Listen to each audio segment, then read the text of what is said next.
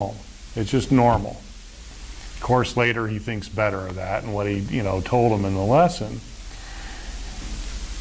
There is always an Opie. And that is a perfect example of how it happens. So, one of my first Opie stories, and I've got gazillions of them,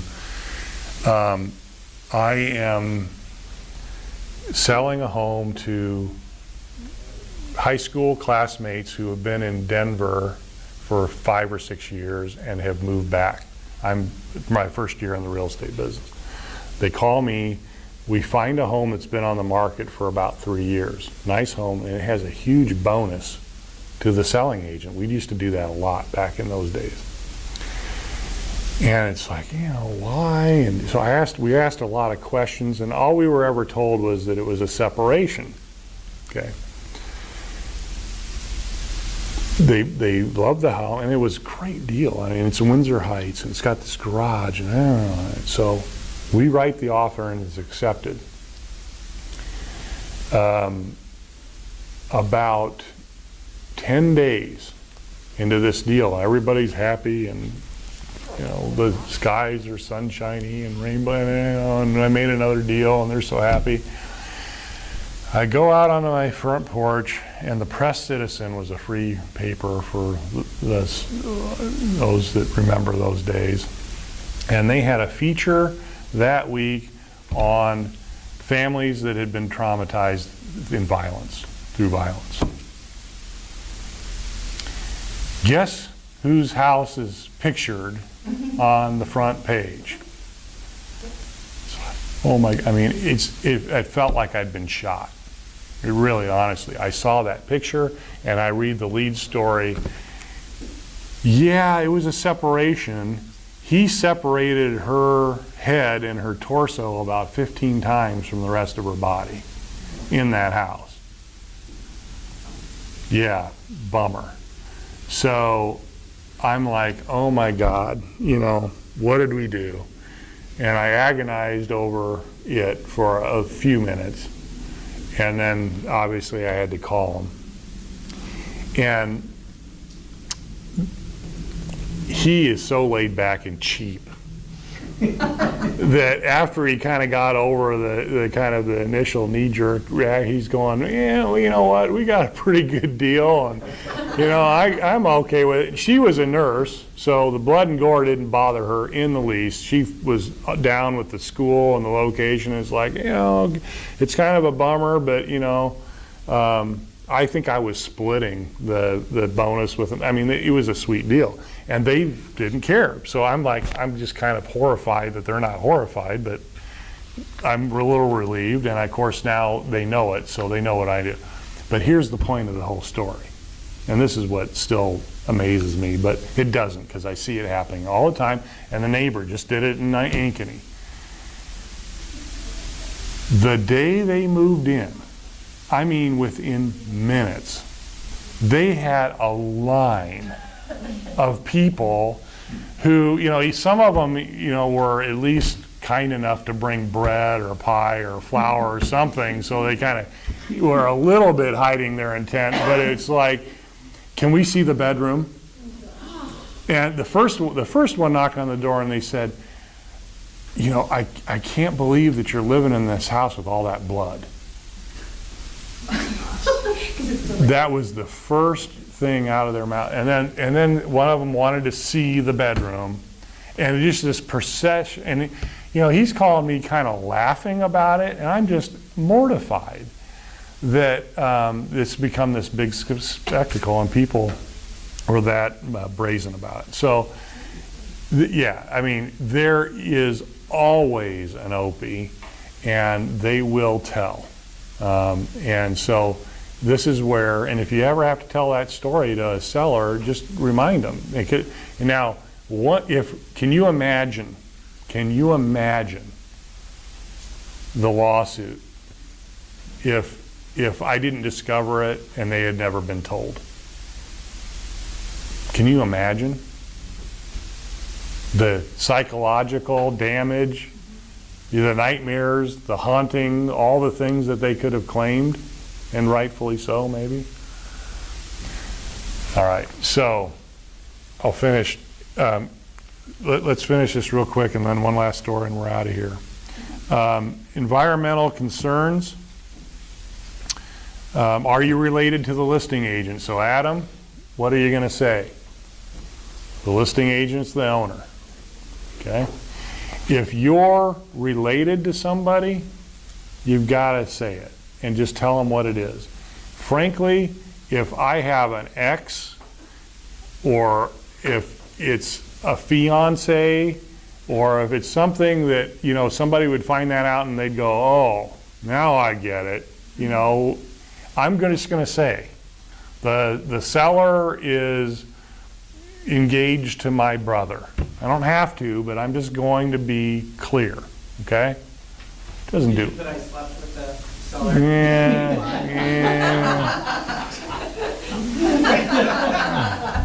Just be fair.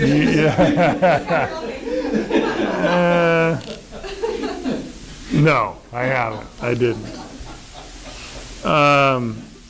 They didn't call me back to list their house. I don't know. Where the survey can be found, if there's usually not, so it's just NA. We do the explanation on number 12, any repairs of the property not so noted. So this is a catch-all. This is a good place for you to just kind of come clean on anything that you think you should just blah. Okay? Seller has owned the property since blank date, and then we just sign it. When you have this for as a purchaser, as a buyer's agent, you're going to present it to them. You can explain to them, this is a disclosure, this is what the seller has provided us. We can challenge them on any of this or ask for more information if we'd like. It's a disclosure, and all you're doing by signing is acknowledging it that you saw it prior to making the agreement. Okay? That's that. So, Amy was going to be in here. I was going to tell this story. Yes, Amy. About the survey, you're talking about the report itself or steps where the survey is? I'd say either one. I mean, I think what they're looking for is a report, but if I didn't have a report and I knew it, or I thought it had been surveyed, or there were stakes out there, I might want to say, corners are still marked, you know, with stakes. Okay. So, if I was ever going to write a book about real estate, this would probably be the first chapter. But there's a point to this story, and there are so many facets and dimensions to this story. I could tell it to you, it'd be 20 minutes, and you'd probably like it. But I'm not going, because we're in disclosure, we're just going to kind of get to that. It's 1984. And Morningstar Drive is, if you took 12th Avenue or 11th Avenue north of Douglas, Oak Park area, and then north up to Saylorville. There's a long stretch there. If you've ever run dam to dam, you've run by it.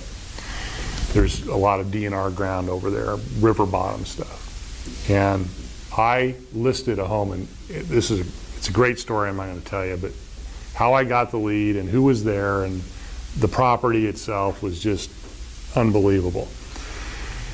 But I was new, and it was my first listing. She basically made her living by keeping homeless people in the basement on mattresses in the water, and she'd send them out collecting cans.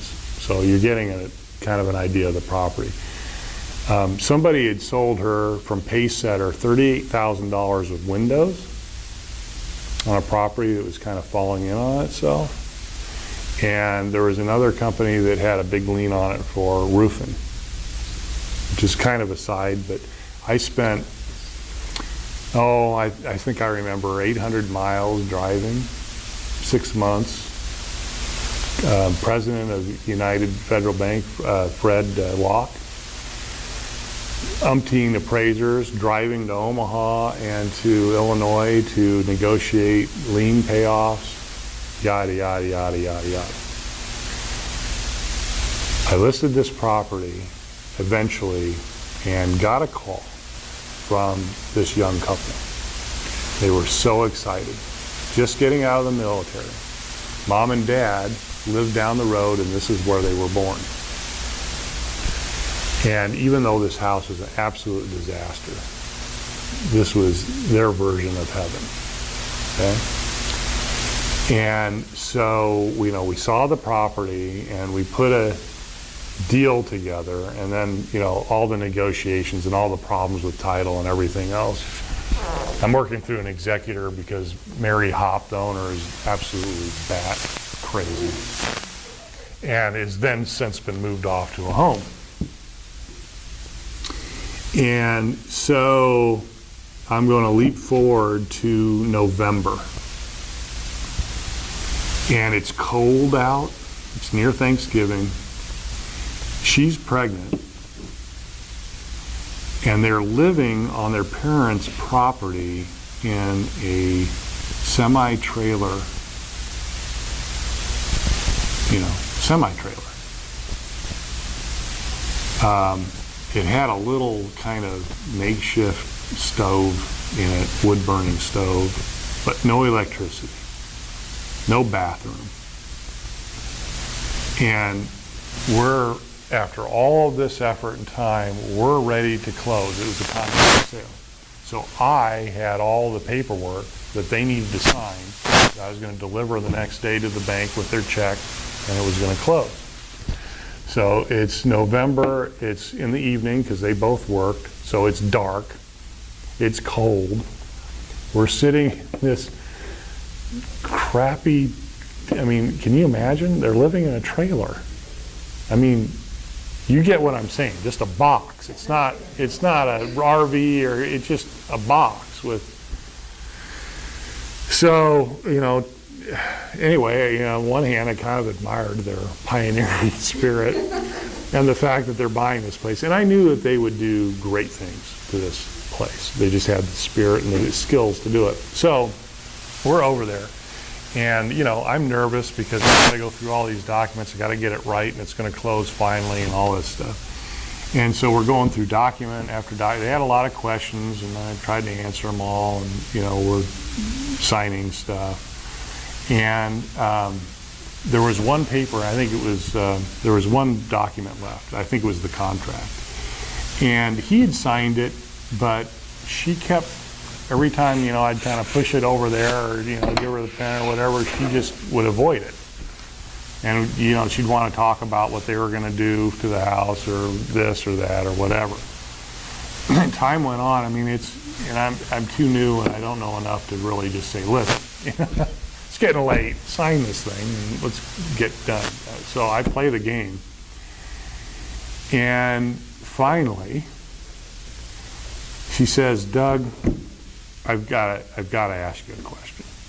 So, and I knew that this was the reason why she wasn't signing it.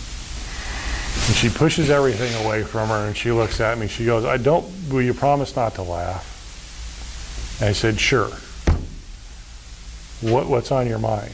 And she said, well, yeah, I know it's going to sound silly, but it's really important to me. Has anybody ever died in that house? And I was, like, oh.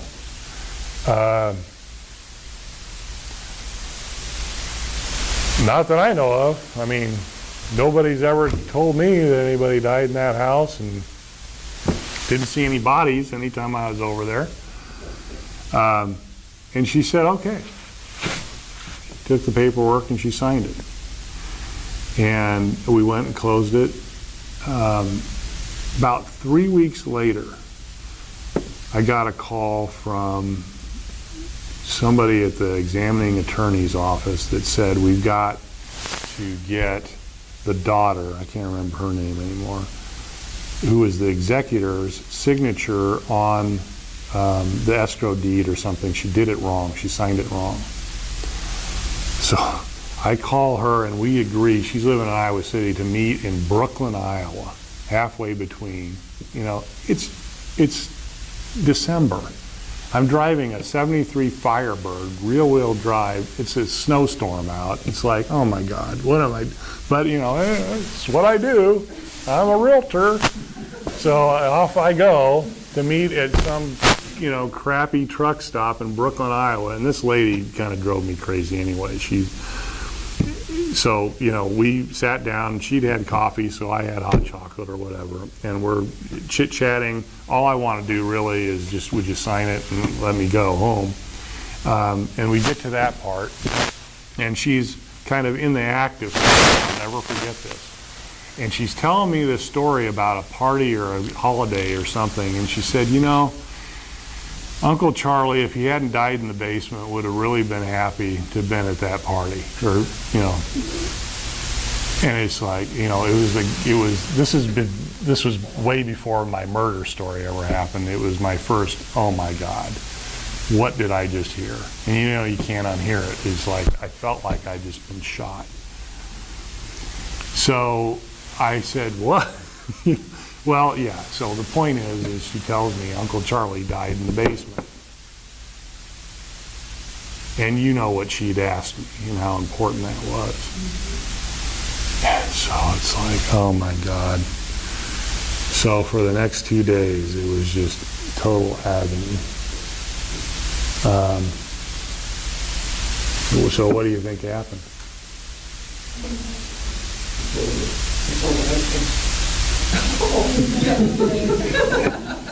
Clever. Watch out for her. That would have been clever.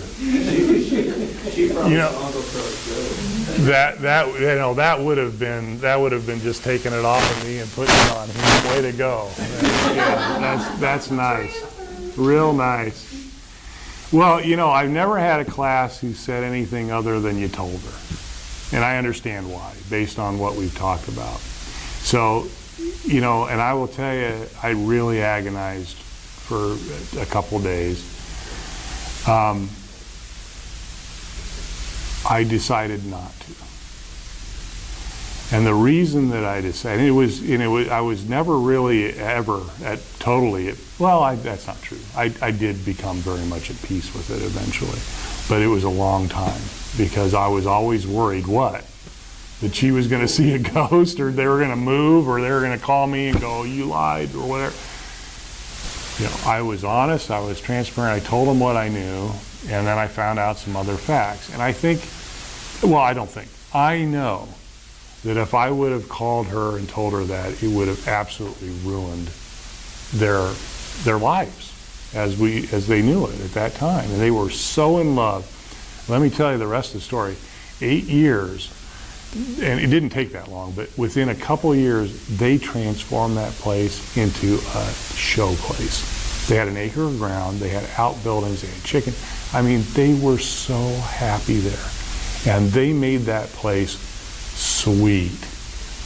And I helped them sell it, 8 years later, and I never ever said a word. And I know I did the right thing, in hindsight, but I really, really agonized over that. So, there you go. Sometimes you don't always know how things are going to end up, but, all right? Someday, wait till you hear the rest of the story on that sale. That's just scratching the surface and all the things that happened. Any questions on disclosure? Sorry we went so long. Tomorrow, what is our time tomorrow? 2:30. It is 2:30 tomorrow, and we're going to do estimate of proceeds and agency. So you need to get two things. You need to get consensual dual agency form, and you need to get either the buyer's or the seller's appointed agency form. It doesn't matter which, because they're the same thing. It just, one says buyer, one says seller. Get those forms and read them. Tomorrow is going to be fun. You're going to be really engaged, and you're going to learn how to really have one up on your competition. The other one is estimate of proceeds. You don't just bring the form. It is estimate of proceeds, right? Just bring the form, okay? So get the estimate of proceeds form and bring that, and bring a calculator. You'll need a calculator. Nothing special, but you need a calculator. Bring those two disclosure forms, and I promise I won't go over time tomorrow. Did you learn something? All right. Cool. You're welcome. My pleasure. I can't come to tomorrow, but I'm looking forward to learning how to use that calculator on Friday. Okay, and you understood, did you get the app downloaded? I got it the last time I took your class, Good. but you didn't have time to work on it. All right, perfect. Let me shut this off. Oh, yeah, great idea. And then, Excuse me, I'm sorry.